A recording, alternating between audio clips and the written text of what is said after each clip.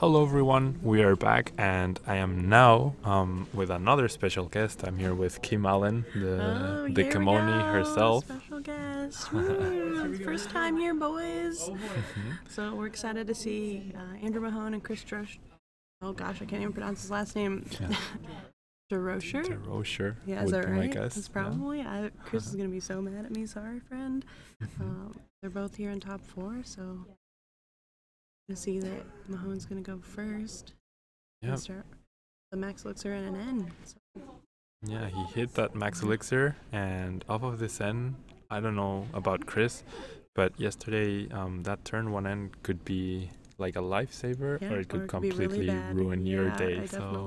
I also played Greninja yesterday, so I mean, like sometimes my hand was looking really bad, and it was like, whew, thanks. And then sometimes I was like, well, comes the breaks. And it looked like Andrew got a lot of really good resources off of his starting hand, and then to get to end here. Yeah. He also immediately has the Trubbish and the Float Stone, so Chris will likely struggle quite a bit in order to deal significant damage unless he finds a good string of bursting balloons. And we see Andrew pass onto Chris, so let's see what Chris can accomplish here with his couple of trainers mails. Chris did at least get... He had a dive ball and an ultra ball for a choice. I'm not sure what is in his hand that he's looking to discard as Fisherman, which makes sense that he wants that in the discard. Break. That's going to be really rough. I mean, maybe he's going to just go with trying to go, aggro as he can with Greninja and, accept that Carbonor is going to be in play and he's not going to be able to use the break. It's literally just for extra HP. He gets a chance to get it out, so. Now, as Chris looks through his deck, we almost get a good look at his whole deck, and we do see Jirachi. So Jirachi will be very important here in order to try and delay the inevitable big Yveltal EX that Andrew wants to make sure he can power up in order to take multiple KOs, even on a potential Greninja break. I feel like the matchup really depends on how each player sets up, but it'll be very even depending on what each player draws. I had some pretty good games where I was able to fight through it. They would beat me ahead of time, and then I was able to come back, and they would just scoop, and it's just super situational. It's a very probably even matchup. Also just depends on different techs that they play too. So. Now Andrew actually grabbed the Verseeker off of the trainer's mail, and thus and Chris.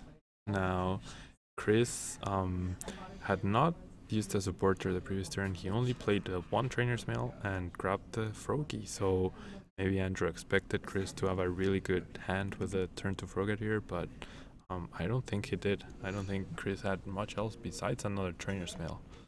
Here he did. Also, he got the water energy and a Frogadier, so he's looking great. Chris is really excited off of that end, at least. I'm not sure how many Frogadiers Chris had in the deck, but well, hopefully he's hoping for 4, that's for sure. Yeah, that much I didn't get to see off of his deck, but he also finds the Splash, which is super important for that, because Andrew looks like he's definitely taking the knockout on that Frogadier that's coming out. It's going to be actually ahead in prize cards by, looks to be 2. Yeah, Andrew from this point onwards will probably be able to take a prize card every single turn, at least until we get a Greninja break active, maybe. And he's also got a second Yveltal, so he's really setting up here for easy KOs. Yeah, and he has yet to play a double colorless energy, so he can immediately play that afterwards in order to get that plus 40 boost, and he will Y Cyclone for the first knockout. Here. Chris is going to go ahead and evolve, and he's probably going to attach a Splash here and probably just water duplicates. You don't want to take the chance of getting one in your hand by playing an N or even a Sycamore. You just want to keep them all in your deck until you can after water duplicates. We do see only 2, and with no Froakie in play, sure he will get back that Frogadier, but it's going to take a turn to evolve. This is looking pretty rough for Chris right off the bat, but you never know. Something you can get an easy turn off and slow Andrew down. It really would make a difference. And there's the next KO, and another Flowstone on the Trubbish simply means that like Carburetor is here to stay. There's Yeah. no way Chris will have access to abilities at this point in time. And we do see the double Greninja, so That if is actually good for him. It'll allow him, if Andrew doesn't get the knockout here, to have an ability, if he gets rough seas, to retreat and start healing up and still putting good big damage on Mahone, but we'll have to see here. he does hit that max elixir, and Andrew does have energy in his hand, but if he does, even if he finds DCE, he will not be able to KO that Greninja in one hit. So maybe he could have been less aggressive with the White Cyclone and actually kept on piling up the energy on that Yveltal in order to get those early KOs. Especially because you know the Greninja's not going to be able to take a knockout on Yveltal, especially he didn't have any Greninja in play, so, and it was probably a way he could have just went ahead and hit it with the Evil Ball. I mean, you can be afraid of the bursting balloons potentially, but I don't know. It doesn't look good for Chris here right now. He's gonna go ahead and play Parallel City, which is not good for Greninja. It's, if you don't have the counter stadium. And it looks like he even chose to reduce Greninja's damage output instead of reducing the bench. So even less damage for Chris, although he does have the counter stadium immediately. So we're gonna see a break right now, but with no abilities, the only benefit you get is the extra HP. Which isn't even, he's still gonna get knocked out unless it's the rough seas, which he already played a stadium this turn, so really setting something up. It does force Andrew to not have the ability to Evil Ball without having the correct amount of energy on it. So. Yeah, and with no bursting balloon threat, like Andrew is fine to hit KOing the Greninjas. He doesn't need to one hit KO them, simply because Greninja will always 3-hit KO the Yveltal. So the price trade-off, along with the price advantage Andrew already has, should be more than enough to make sure that Andrew trades more than favorably against these Greninjas. This is going to be a really, really tough match for Chris, but you never know. Like I said, I was down 3 prize cards a lot of games against Dark, and I was able to come back. So yeah, that's something you can definitely expect with Greninja. Like, you'll always go down in prices. It'll be really rare to not go down.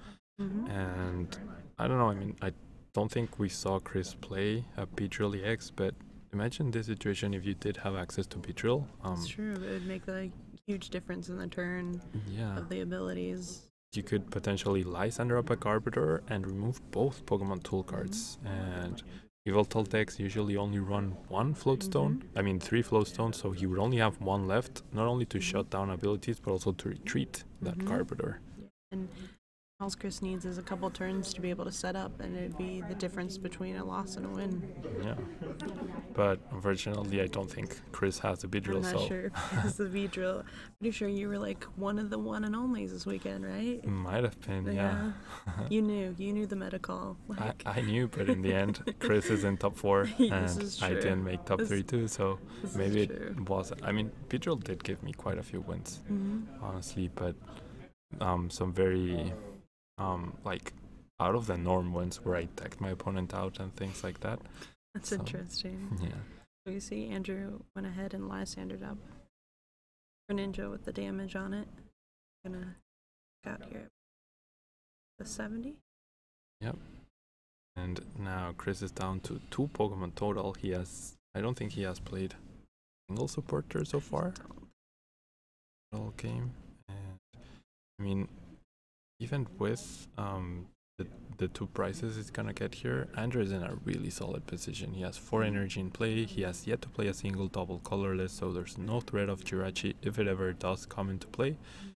And he's perfectly fine to it KOing those Greninjas. Hopefully Chris manages to find something useful off of his prize cards, because his top decks have not been very helpful at all. There it is. There's the knockout. And I don't see a supporter. I think it was a water and a Faded Town?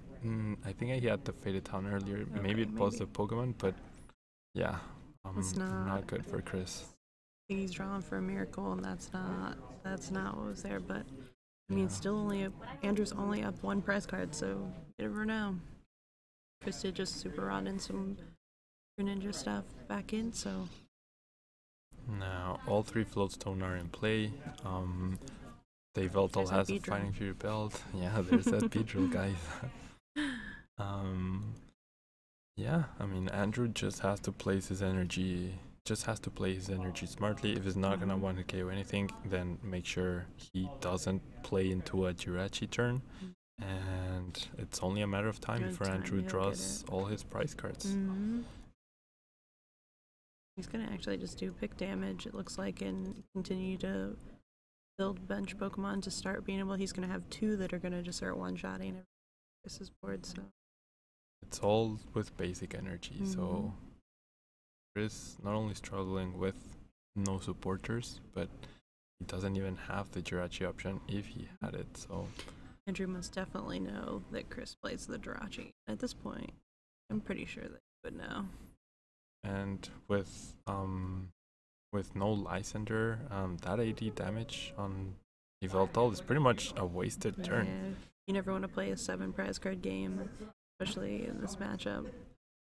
There we see the first double colorless energy. I mean, Andrew must know Chris has not played a single supporter all game pretty much, so he should feel comfortable attaching that DC and pretty much guaranteeing the game next turn, unless Chris finds an amazing top deck here. See? He gets a trainer's mail, so that will help, and he finds That's an an N, so he's gonna make a comeback. This is a way to do it. yeah, the first supporter. Does decide to attach an energy. I feel like if Chris really wanted to have the best chance at this game, he might have held onto that energy and hoped to find the Jirachi to buy himself a turn potentially and get rid of some damage output for Andrew, because there's nothing stopping Andrew from taking another prize next turn. No matter what Chris gets off of his 4, which is still not the best. You never want to be in this position and only get 4, but he's still got another trainer's mail, so he's still going. And well, he doesn't find he finds a dive ball, but that will find him Froakie, and then what? Oh no, he finds the break. He's gonna get the break, but I believe Andrew does have enough damage to knock out the break. No, he's missing 1 energy. He currently has 4 darkness and a DC, that's 12, and then the 20 base, that's 140, plus the Fighting Fury belt, but he top decks the DC. So that's a pretty awful game 1 for Chris, and pretty much a flawless game for Andrew. I mean, even if Chris wasn't in that position, Andrew really couldn't have asked for a more perfect setup. I mean, Andrew's start right off the bat was super. When you can use pretty much all the cards in your hand and get a free end, like when you have start with the Trubbish with the Lodestone, what more can you ask for in this matchup?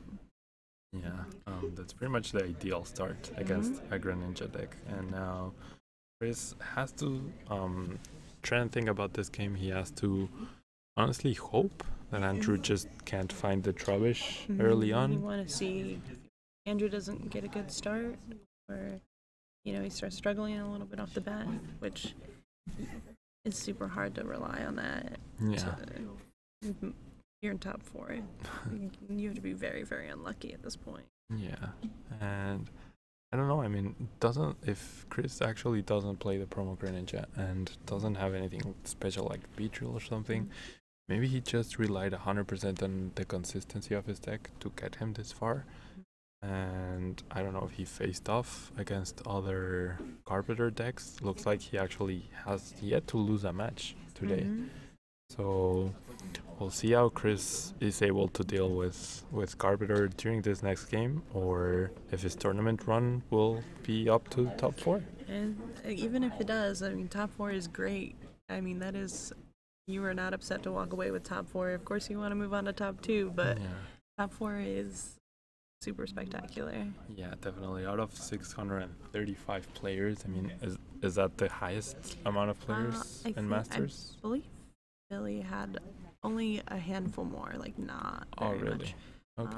But It's if they did. I'm not even 100% sure, so I just haven't heard anything about being the #1 regionals in Master Players, but I believe that it's up there, regardless. If it's not the first one, it's probably right the there. second one. Yeah, because Orlando, I went to Orlando and I do remember that one broke the record. And then Philly beat that one. Philly beat that, so maybe Fort Wayne is in between. Philly has more than Orlando, right? So it looks like the players are ready, and Chris does choose to go first, as is expected. And he looks to have a solid hand this time around. He has the Ultra Ball, he has a Jirachi that we were talking, and just having the Jirachi on the bench will definitely make Andrew think twice about attaching. It's gonna apply a lot of pressure. Yeah. So the first search you do with Greninja is very, very important in order to figure out how many Frogadier you have prized, maybe your energy count if you really want to be thorough, and things like how many Greninja break you have available, how many regular Greninja you have.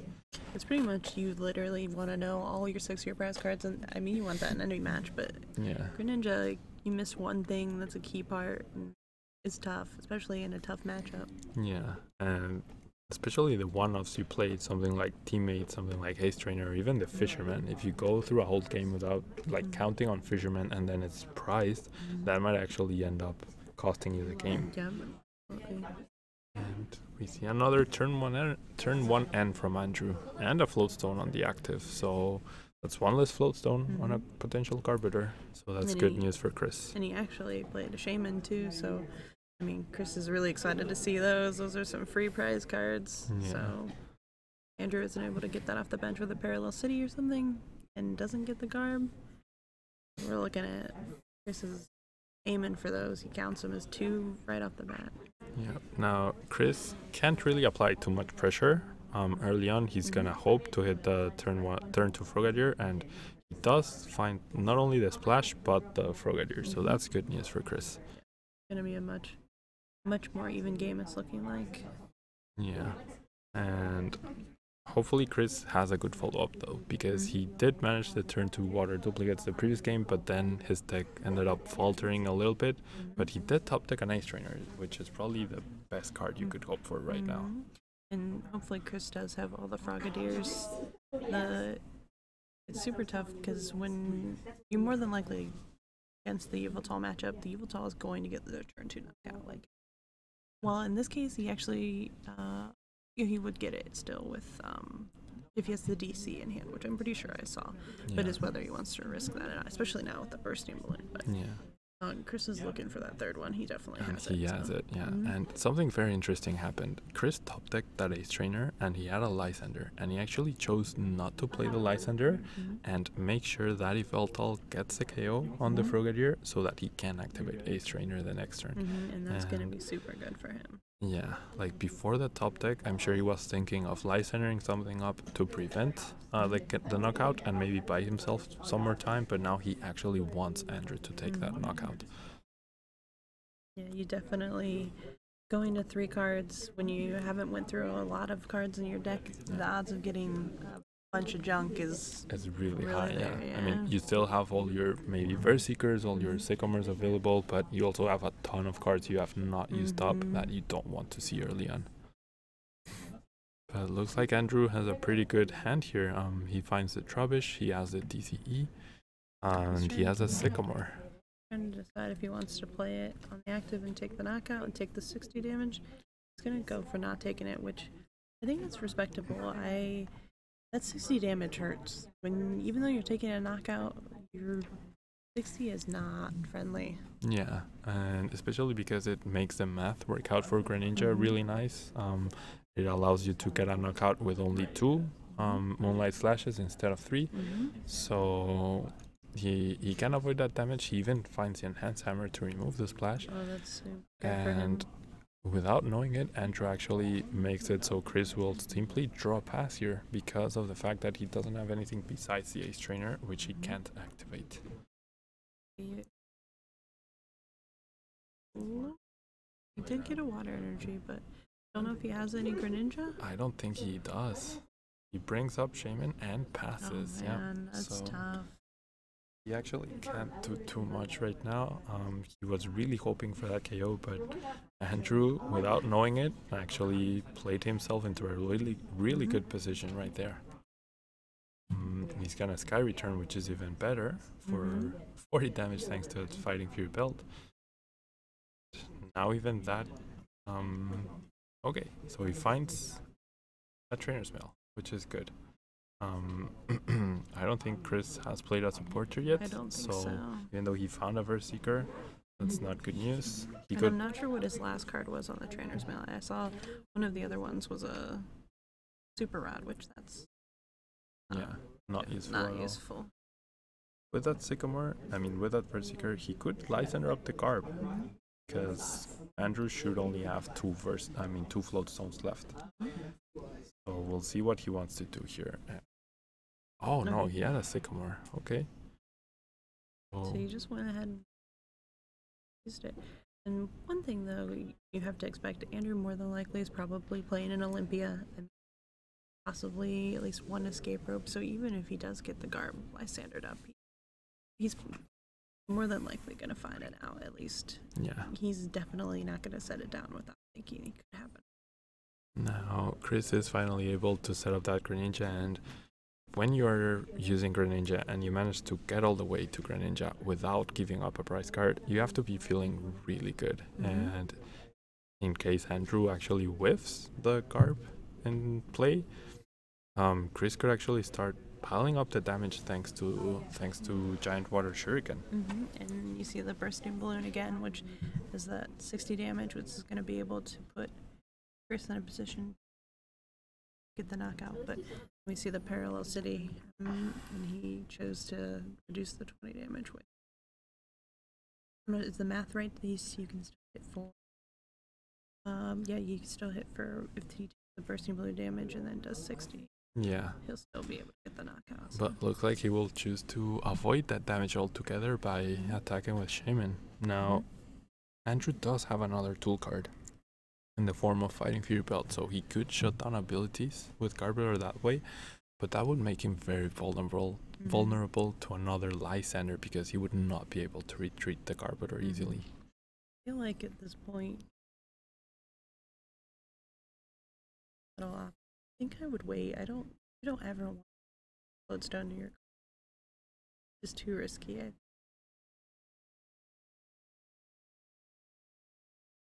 Possibly second or first or third or fourth. He does Sycamore and finds the Floatstone. So I think he thought about it because he was very hesitant on using the Sycamore, but he gets rewarded for that. So Andrew is actually in an okay position, even though he's not too far ahead in the energy count, and Chris does have his Greninjas and his Frogadiers and hasn't given up a prize yet. The damage output for Chris is really limited by Carpenter at the moment, and Andrew has avoided effectively 2 Bursting Balloons so far. Chris is only in a position to 60. Rough. Once again, Chris is another uphill battle. Yeah, leaving something at 10 HP is really infuriating as a Greninja player, and maybe if he had the promo Greninja, then he could make the best use of that by dealing more damage to other Pokemon, but wasting a whole attack to deal 10 damage to an EX Pokemon is usually not something you want to do. But wow, Chris actually opts to retreat and use Bubble, and gets a die off the table twice and doesn't get it. Oh, he does get it apparently. Okay.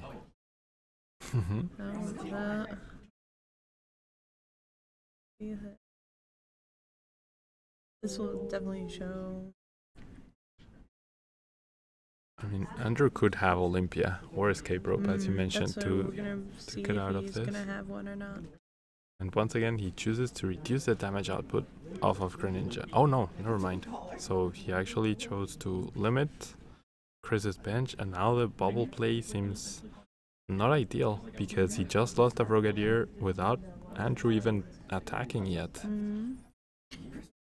This is definitely what Andrew's looking for. This is going to be Really tough battle for Chris. Yeah, even though the prices are tied, I feel like Andrew's board position is really good. He's just being really patient with his resources. He's being timely with his energy attachments, and Chris is I generally don't know what he was going for with that bubble play. I do not know. Maybe he was hoping to draw into more Greninjas to possibly have the ability to keep going. I'm not sure. I know that Andrew's really, he's able to take his time. He is up a game. He's not in a position where he feels threatened by playing this game out. He could go through this whole game and still win without even finishing the game. So yeah, that's true. Now, with 1 hour 15 minutes, I think it's very unlikely that we won't be able to finish this game too. To get to a game 3, correct? But it could happen. I mean, it has happened before. Another benefit for Andrew is if they do go into a game 3, Andrew's going to take prize cards a lot quicker. So if there's less time left, it just takes 3 turns of setup to even start doing damage. So that's definitely in Andrew's favor to have less time left for game 3. Yeah, even in a worst case scenario where Andrew actually loses, if this game, as you mentioned, takes a lot of time, sudden death, or however game 3 is defined by who has less prizes left, Andrew will always be favored in that situation, I believe. In this particular game, they have yet to take a single prize card, but I feel like Andrew, he's not being as aggressive, and I don't think he needs to be. I think that he needs to make every play, guarantees himself the game by making more comfortable choices. Again, he doesn't have anything to lose at this point other than this match. He already is up a game, so I wouldn't really be looking to take a lot of risks. He would play very conservative and just play your game. Yeah, Chris does go for a Sycamore here. He attached an energy to the Greninja, so I generally don't think he will go for the bubble play once again.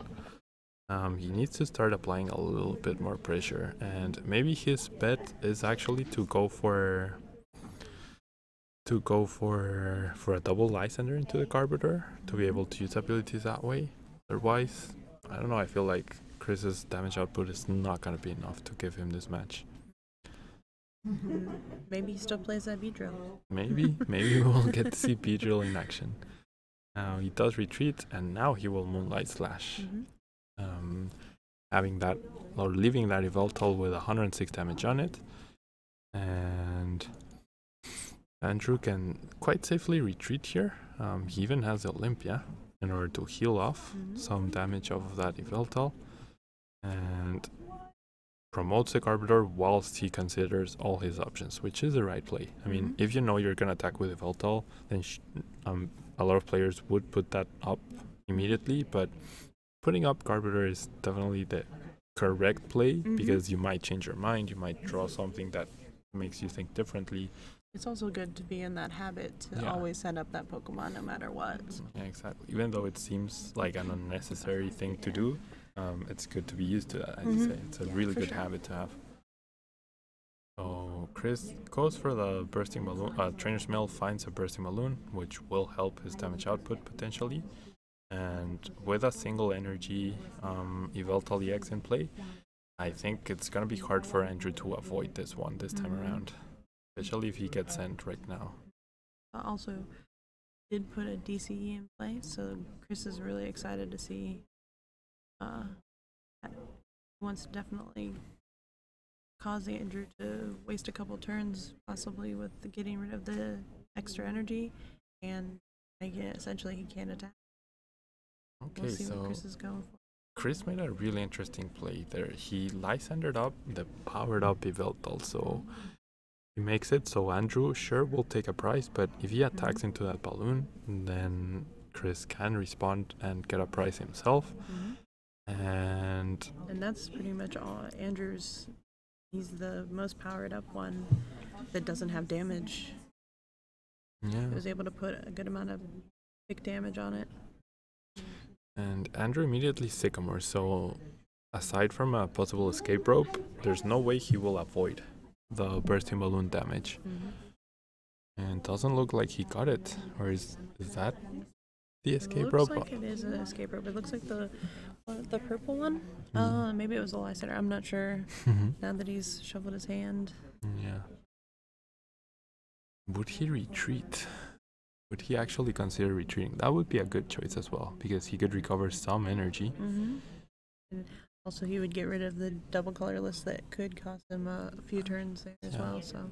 And he will get the knockout anyways. Wow, he got triple Verse Seeker, I think. Which is huge. And he does find an energy off of the Max Elixir. And this is something we mentioned earlier on. Players are not checking all the cards off of the Max Elixir, and it might not seem like something important, but once again, it's another good habit to have. And because it might make the difference. You might see a card you only play one of, and then you'll know it's not priced or something. I think that's a good habit to get into. Some people just want to keep going. Some are just, I'm not worried about it. Or maybe they also know. Yeah. So. Okay, so Oblivion Wing for the KO. I do not believe he had an energy. Oh, there it is. So he attaches the energy to the Cleaning Veltal. Andrew didn't draw his prize card yet. Yeah. Okay, there Chris we did go. tell him. Okay, good. So Chris might take a knockout right now on the Veltal, but as long as Andrew doesn't play any other non-EX Pokemon down that Chris can KO, it's definitely not going to matter in the grand scheme of things here. Yeah, it's again that 7 prize card game that Chris does not want to play. Yeah, and that Andrew is very smartly forcing him to do so. Now for Chris, finally the Ace Trainer is activated. It's very funny how Andrew, by playing so passively, actually prevented Chris from really disrupting him and his flow of play. And now you see Andrew's board is exactly how he wants to see it. I mean, he would like less damage, but I mean, I'm pretty sure he's content he's with okay what with he's this. seeing. Yeah, this could be much worse for him. I think the damage on this Yveltal might be wrong. It should have 160 on it instead of 130. Is that the one he Olympiad? Oh yeah, that's right. But you still say 160. No, it's fine. Yeah, because of the Olympia. Yep. Sorry, my bad. It's okay. There we have another Moonlight Slash for Chris's first KO. But just end Andrew, but into 5 cards. But 5 cards is definitely. Didn't he do when he did do the second Moonlight Slash? Wasn't the would he have the reduced damage, or does he have the reduced bench? No, he reduced the bench. Okay. Yeah, okay. Then that was right with the Olympia. Yeah. I forgot about the Olympia. And now Andrew promotes the Floatstoned Yveltal. He has quite a few energy in his hand. He has an N, and he has a Verse Seeker. So if he has something like a Lysander in his discard pile, he could easily pick up that Greninja break in the discard pile and be in a really good position. Even more so than he actually is right now. And I think that he's looking everything he's gonna actually choose the Olympia, which is still okay. I mean, like, he's gonna get some damage off and also put a little damage on. Has he attached energy this turn? He hasn't. So he still has a lot of options. So he's gonna go ahead and buy Cyclone here and have a fresh Yveltal on the bench with a whole bunch of energy. So. Yeah, and another Olympia will allow that Yveltal to survive another hit. So Andrew playing the longer game, playing the very patient game. There we have it. Chris counter stadiums. He has a ton of energy, which if you're Greninja right now, that's not what you want. You want to see a Lysander, a Verse Seeker, but maybe even, well, Chris is down to 1 First Team alone as well. In a really bad spot, I think. Can't even activate Ace Trainer at this point because they're tied in prizes. It's just that Andrew played the slow game. He has a good amount of damage on the board to take knockouts that are pretty important and still not being hurt by all the cards Chris plays. Andrew's definitely played this match very, very, very smart. Yeah. I mean, I think it's inherently a very bad matchup for Greninja. It's even worse if you don't have anything special prepared for Carpador.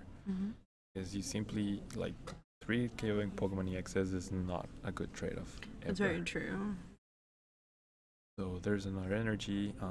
Looks like Chris will be able to KO the active Yveltal EX next turn.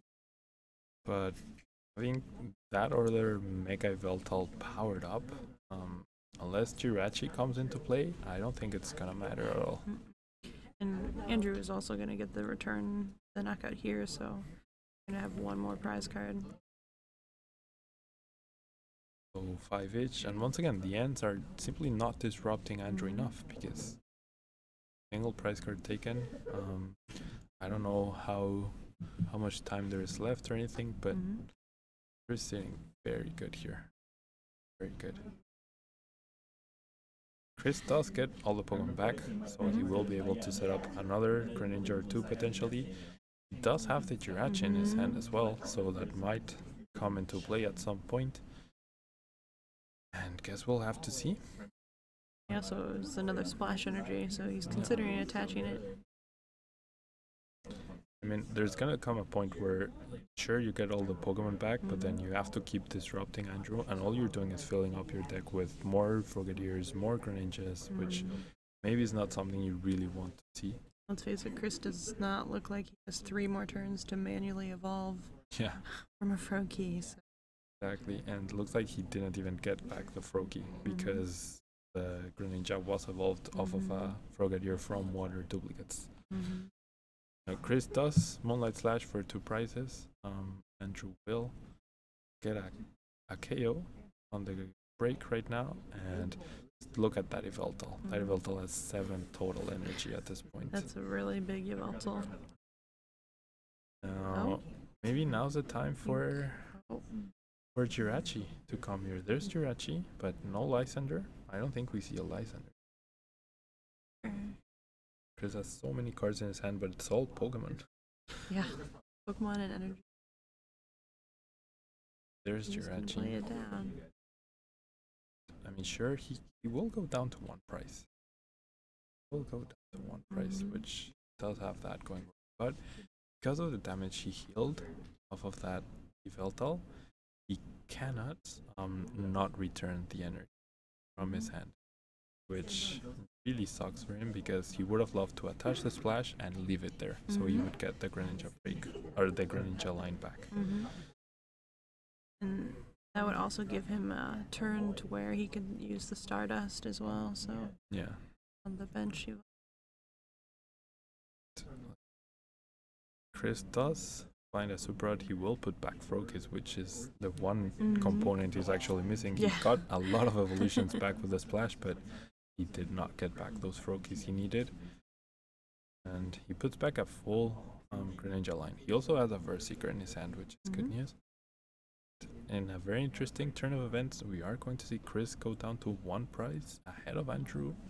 But seeing that huge Yveltal, that must be really scary for Chris. Andrew even the Verseeker for Lysander to KO the Jirachi. So we're assuming, oh no, he doesn't have a Lysander? He does. Oh man. For a second there, we thought he did not have the Lysander. You should have seen his face because he thought he didn't have it either, and he's like, oh, please no. He's definitely not going to white Cyclone here. He'll just take the knockout, and then he avoids the bursting balloon damage. Removes Jirachi as a threat. Chris just used a super out, so that's 1 less card to put back Jirachi. And things are not looking good for Chris. Even though he's down to 1 price, that price seems pretty much impossible to get at this point in time. Also not able to try to ace trainer here either because he is technically in the lead, so yeah, this is not like even an N hurts him, more than helps him. So I mean, Greninja break, not even a Greninja break can survive a hit right now. So Chris is in a very, very bad spot, and looks like he won't be able to grab that last prize in order to win the match. So worse, it's at 10 damage from earlier, now it's 1 prize. Chris was so close. In a game that didn't look like it was in his favor pretty much the whole time. Yeah. Now, Chris did have, or does have an Ultra Ball right now, so maybe he had waited for 1 more second, or 1 more turn rather, to play that Super Art. He could have actually Super Art back the Jirachi, used the Ultra Ball, and now he could have done the Jirachi play, which might have bought him some time in order to come back in this game, but in this current situation, it looks like he's gonna hope for the bubble, I guess.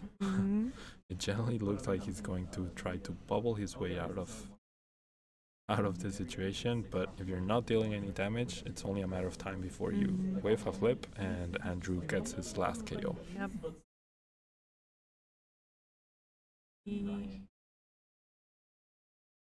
I don't even know. I think Chris had, what was the 2 cards were in his hand? And I don't know, did Andrew have a way to, if he did get bubbled, did he have an escape in his hand? I do not He has a remember. Secret for maybe the Olympia? Yeah, I do not think so. But yeah, he's gonna go for the bubble play. Last resort bubble. And he whiffs. So is that an escape rope? Is he considered? No, it's a trainer's mail. Okay. Yeah, there's nothing Chris can really do right now. He'll just take the knockout here, I think. I mean, he could play the Ultra Ball to thin out his deck, which seems exactly like what he's going to do. It makes sense to do so that if you do get end next turn and you're at, I don't know, whatever, you miss an energy or Chris plays an Enhanced Hammer for some reason and removes an energy, he can still, he increases the odds of getting that back. Another thing, also Andrew was able to do a deck search as well to see what his last 8-10 cards were, which is pretty important. The difference between a win or a loss depends. And Chris just sycamores here and shakes Andrew's hands, and Andrew will advance to the final. Chris definitely tried his best, but Andrew just played really smartly, really smartly. He was patient, he conserved his resources, and those 2 Olympias, I think, were very good as well. Yeah, they both came out pretty good, and unfortunately, poor Chris, his first loss, what a time to lose. Yeah, what a time to lose in top 4. But he's still going home with a lot of stuff, so he's happy. Like, again, top 4 is nothing to be upset about, so... It would be interesting to know if Chris faced off Yveltal during Swiss rounds and how he dealt with it, because even though he was close in this game, I think Andrew just always was in control of the game. I think so as well. I think, well, congratulations to both players. Andrew is going to advance, and Chris, we'll see you soon, friend. And we'll be back with the finals. How exciting is time? Yeah. Out of 635 players, we will finally have 1 player standing. Yep. All right, guys.